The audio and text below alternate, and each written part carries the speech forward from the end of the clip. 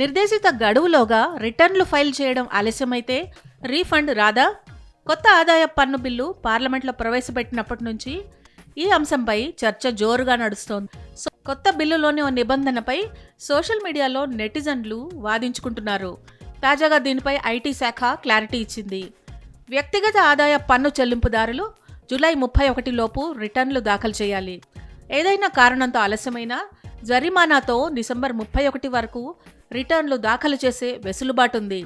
రీఫండ్లను పొందే విషయంలో ఎలాంటి మార్పులు లేవని స్పష్టం చేసింది.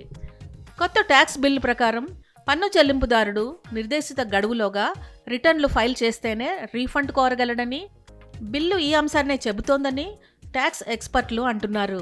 ప్రస్తుత ఆదాయ పన్ను చట్టంలో ఆలస్యంగా రిటర్న్లు దాఖలు చేసినా రీఫండ్కు అర్హులు కారని గుర్తు చేస్తున్నారు.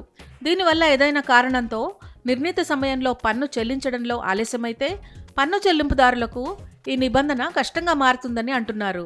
దీనిపై పలువురు ట్యాక్స్ నిపుణులు ఎక్స్ వేదికగా ఆందోళన కూడా వ్యక్తం చేశారు. దాంతో ఆదాయ పన్ను శాఖ స్పష్టతనిచ్చింది.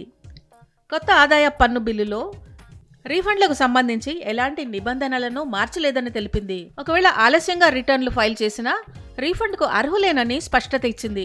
ఎక్స్ వేదికగా ఓ ప్రశ్నకు ఈ సమాధానమిచ్చింది. కొత్త ట్యాక్స్ బిల్ ఆమోదం పొందితే 2026-27 ఆర్థిక సంవత్సరం నుంచి అమల్లోకి వచ్చే అవకాశం ఉంది.